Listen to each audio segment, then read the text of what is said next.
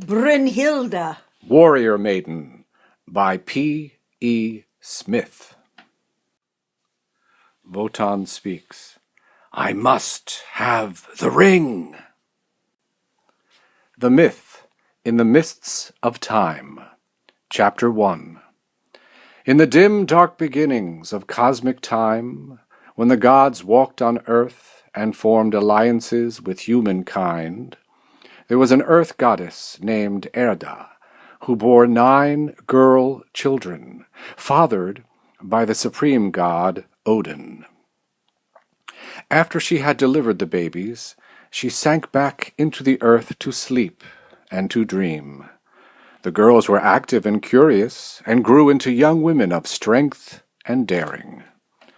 Odin, whose legitimate wife was Fricka, goddess of marriage, had his hands full in training the girls without humiliating his spouse. He needed their help in bringing the dead heroes, killed on the battlefield, back to his great residence, Valhalla, to keep him company as he grew older and less able to control events. He taught the girls to ride the great steeds of the air without fear, wildly shouting their battle cry, Ho, Yotta ho! He named them Valkyries as a group and gave each of them individual warrior names.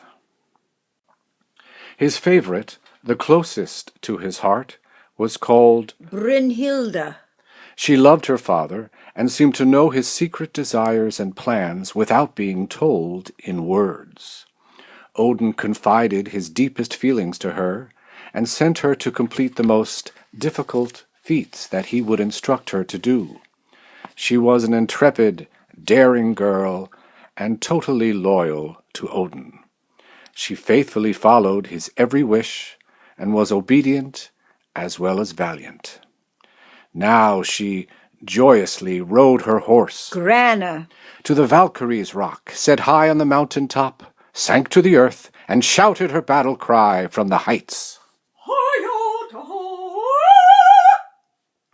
They carried a spear and a shield, and the heroes shook when they appeared. Only those who were about to die could see them. Brünhilde, Seemed to be the strongest and Daddy's pet, so the other maids deferred to her as the leader.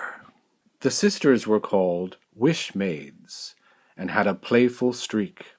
They loved to terrify the heroes that they knew were going to die, coming to them and telling them to prepare to be born to Valhalla. The maidens were garbed in chain mail and wore a head helmet that tapered to the top like wings. In cosmic terms, these goddesses never grew old, having eternal life and manic energy. Beautiful and powerful, they would never submit to any male entity except their father, whom they were created to obey unconditionally.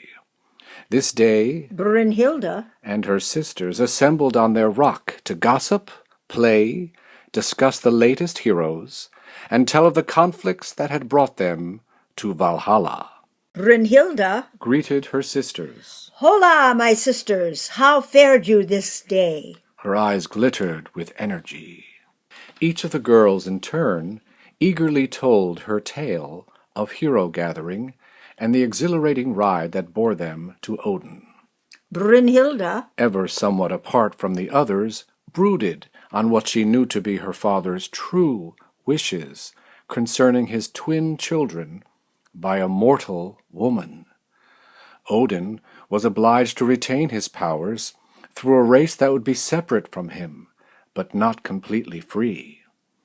The mortal woman who bore the twins died, and the twins were separated as children. They were the Valsungs, Sigmund and Siglinde.